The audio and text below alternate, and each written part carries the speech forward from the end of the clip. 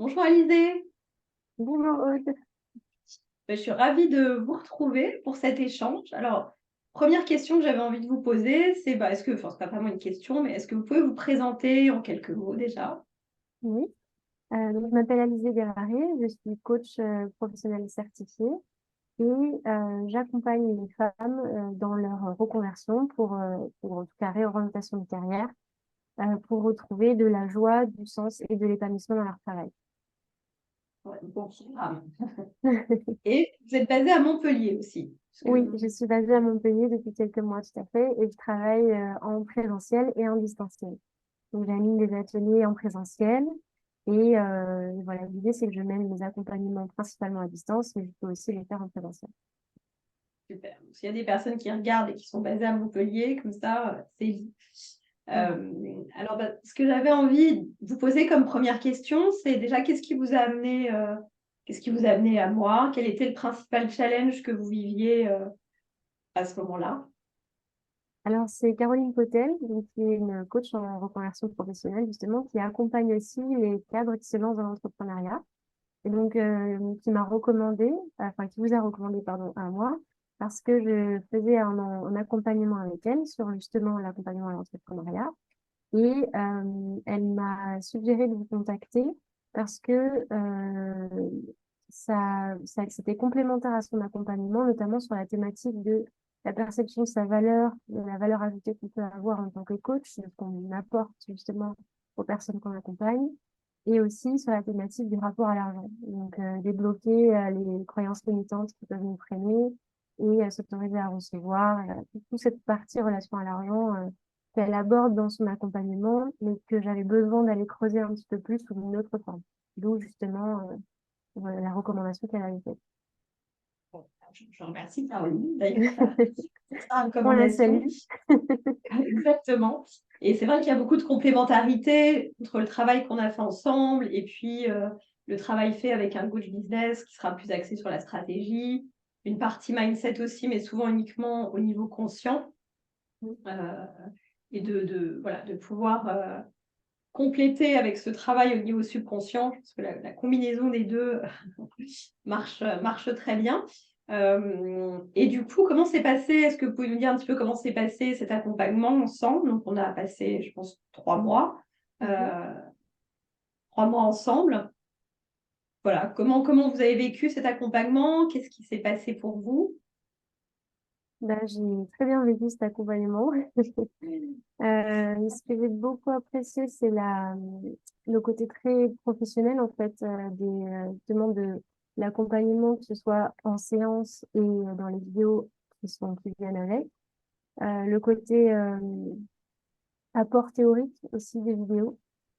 Et puis, et aussi la flexibilité, c'est-à-dire bon, déjà le fait de prendre les rendez-vous soi-même, mais au-delà de ça, l'adaptation en séance dont vous avez fait preuve lorsque, par exemple, on était parti sur une séance de RTT, rapide transfonctionnelle thérapie, et finalement, c'était pas forcément le plus adapté pour moi à ce moment-là, donc vous avez comment dire, switché sur une autre approche pour justement me faire avancer. Et donc ça, j'ai beaucoup apprécié. Je me suis toujours sentie en confiance aussi pendant l'accompagnement. Euh, Ce qui n'est pas forcément évident lorsqu'on justement on est dans ce domaine de l'hypnose. Il faut vraiment, moi j'ai besoin d'être vraiment en confiance pour me laisser aller. Voilà, et aussi tous les petits tips, les petites astuces, les conseils pour que je sois autonome sur les problématiques qui sont récurrentes chez moi. Par exemple, le recevoir, désamorcer la culpabilité qu'on peut avoir en recevant. Voilà, tout ça pour réencoder les croyances petit à petit. Ah oui, et puis les audios aussi, ça m'aide. Ça me soutient vraiment au quotidien, les vidéos.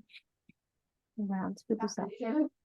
C'est une petite question, parce que j'ai souvent cette question qui revient par rapport à l'hypnose. Alors, toutes les séances ne se font pas en hypnose, hein, comme vous le dites, puisque c'est vrai que Mhm. c'est, voilà, dans ces accompagnements one-to-one, l'avantage, c'est que ça s'adapte, hein, même s'il y a une structure, mais voilà, en fonction des besoins, je fais un peu évoluer aussi le contenu des séances. Mais pour les personnes qui seraient un petit peu voilà, méfiantes ou qui se demanderaient pas, voilà, l'hypnose, est-ce que c'est fait pour moi? Est-ce que vous pouvez dire comment vous l'avez vécu, si voilà, c'était une crainte pour vous au départ ou pas?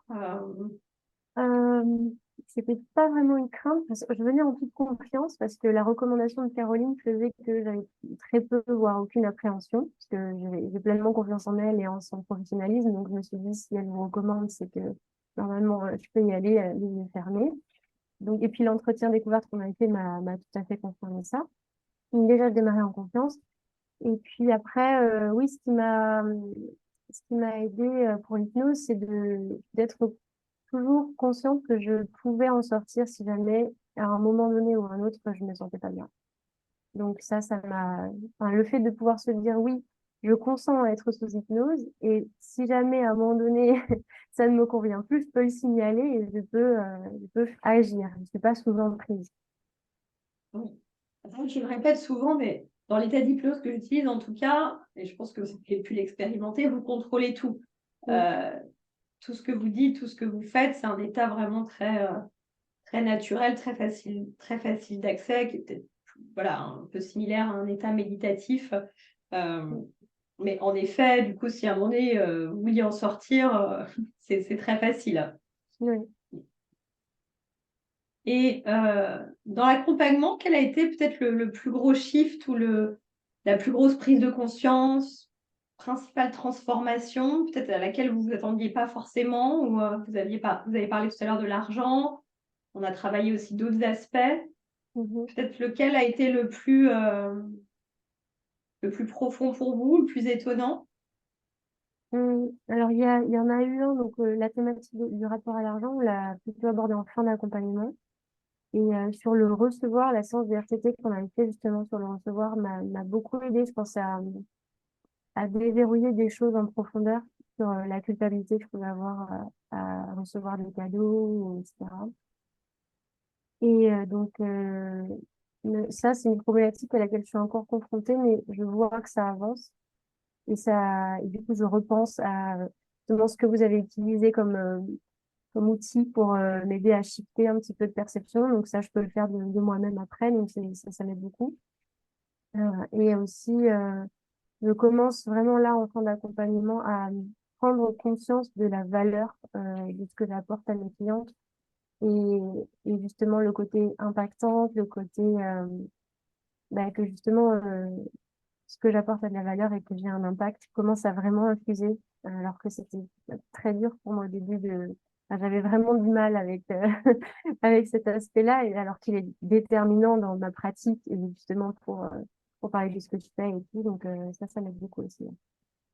Ouais. Bah, c'est vrai que toute cette problématique de valeur, elle est vraiment importante, notamment quand on a des métiers comme ça où on doit vendre ses services. Euh, c'est vrai que d'incarner, souvent ça reste mental, on peut se dire oui, ce que je fais, ça a de la valeur, mais si on ne le sent pas au plus profond de nous, si c'est pas bien ancré, bah, il y a quand même souvent un écart entre ce qu'on dit et ce qu'on va vibrer, ou en tout cas ce que les gens vont percevoir. Donc, c'est un des points pour moi fondamentaux de cette approche, c'est vraiment voilà, euh, de prendre conscience de sa valeur au plus profond de soi, d'y croire vraiment, quoi, Mm. et pas juste se le dire. Donc ça, c'est vraiment une belle, voilà, pour moi, une belle avancée et c'est chouette de vous entendre le dire. Par rapport aux audios, hein, est-ce que, comment vous avez perçu le travail avec les audios? Est-ce que l'écoute était agréable? Est-ce que vous avez senti que, voilà, ça vous a soutenu dans le processus? Est-ce que vous pensez que vous allez peut-être un jour encore les réécouter hein, à certains moments? Oui, je pense. Alors, j'ai été parfois très régulière et parfois plus du tout pendant le processus. C'était un peu aléatoire. Mais ouais, l'écoute est toujours agréable. Et là, donc j'en ai eu trois. J'en ai fait trois pendant l'accompagnement. Et là, je suis revenue au premier, qui repose vraiment les bases de la perception de ma valeur et de mon impact. Et je l'écoute de manière quotidienne. C'est un peu comme des mantras, parce que justement, avant, il y a quelques temps, j'avais cette pratique d'écouter des mantras le matin. Ça m'aidait justement à être dans une énergie qui me soutenait dans la journée. Et donc là, j'ai repris cette pratique avec les deux. Et ça m'aide au quotidien, oui. Ouais, tout à fait. Ouais, c'est super. Bah, c'est vrai que j'invite vraiment les personnes à les écouter voilà, aussi longtemps que c'est agréable pour eux, mais l'audio, il vient vraiment créer ces nouveaux chemins neuronaux. Et quand on a des croyances depuis longtemps. On a souvent des chemins neuronaux justement qui sont bien ancrés. Et donc, voilà, pour recréer ces nouveaux chemins, pour ancrer vraiment durablement les nouveaux programmes, les nouvelles croyances, la répétition est clé. Et l'audio est là vraiment pour faire ce travail sans trop d'efforts que d'écouter. Donc, mais c'est vrai que voilà, moi j'ai des clients qui continuent à les écouter 6 mois, 9 mois après, à des moments où on va être un petit peu plus challengé. C'est vrai que c'est une bonne piqûre de rappel pour pas reprendre les vieux chaussons, pour pas que les anciennes croyances reprennent trop le pas. Mm. Et ce que j'avais peut-être à nous demander, c'est qu'est-ce que vous diriez justement à une entrepreneuse un entrepreneur, qui s'interroge sur le fait de faire ce travail. Alors, vous l'avez fait, je dirais, avant même de vous lancer ou vraiment au moment du lancement de votre activité, hein. J'accompagne aussi des personnes qui sont plus avancées mais qui se retrouvent coincées à un certain niveau, qui veulent passer un nouveau palier. Et pour toute personne qui se poserait des questions, qu'est-ce que vous leur diriez? Bah, de venir voir déjà, donc de prendre un rendez-vous, prendre un rendez-vous découverte, enfin, premier contact pour se renseigner et savoir si ça peut leur convenir. Parce que ça peut vraiment, en tout cas dans mon cas, donc déjà être très complémentaire de l'approche plus business, stratégie, mindset.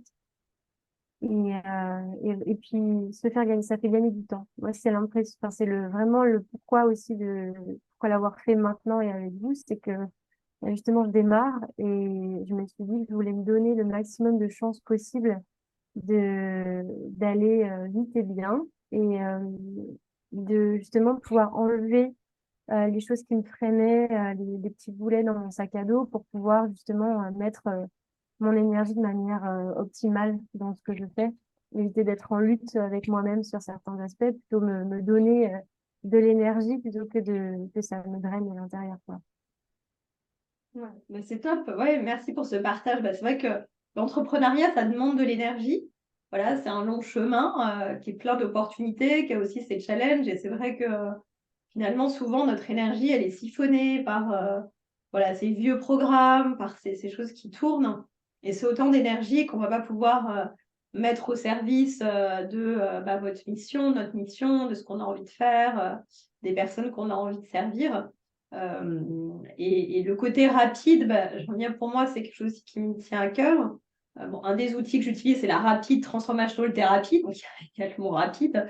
Euh, et c'est vrai que quand on a envie de prendre sa place, quand on a envie vraiment de réussir, de déployer son activité, on n'a pas forcément envie que ça prenne des années, des mois ou des années euh, à parler, etc. Et c'est souvent vraiment un point qui revient, cette envie de gagner du temps. Euh, et c'est marrant parce que j'ai fait une interview aussi hier d'un ancien client qui m'a fait le même partage, voilà, cette impression d'avoir gagné beaucoup de temps. Donc, en tout cas, voilà, c'est précieux et merci pour ça. Je vais peut-être vous laisser peut-être dire un mot de la fin ou ce que vous avez envie de partager pour terminer l'entretien. Je voulais partager, oui, il y a un truc qui m'était revenu aussi, c'est sur ce que ça m'a apporté, c'est un meilleur dialogue avec mes pensées, avec justement des pensées qui sont pas toujours soutenantes et justement de pouvoir mieux les identifier, prendre plus de recul par rapport à elles et qu'elles prennent moins toute la place. Donc ça m'aide aussi à pas rester trop longtemps à nourrir ces pensées-là qui m'aident pas du tout et qui justement me font me sentir pas bien, me décourage, etc. Donc ça m'aide aussi à pouvoir plus nourrir, enfin être plus conscient de ce qui se passe dans ma tête et nourrir un petit peu plus ce dont j'ai besoin. Voilà, ça c'est un entraînement, mais c'est quelque chose aussi que j'ai plus développé pendant l'accompagnement. Et sinon, bah, je voulais, pour comme mot de la fin, je voulais vous remercier, vous dire un grand merci pour votre pratique et pour ce que vous m'avez apporté. Merci beaucoup, Alizé, pour ce témoignage. Et puis, je vous dis à bientôt. À bientôt.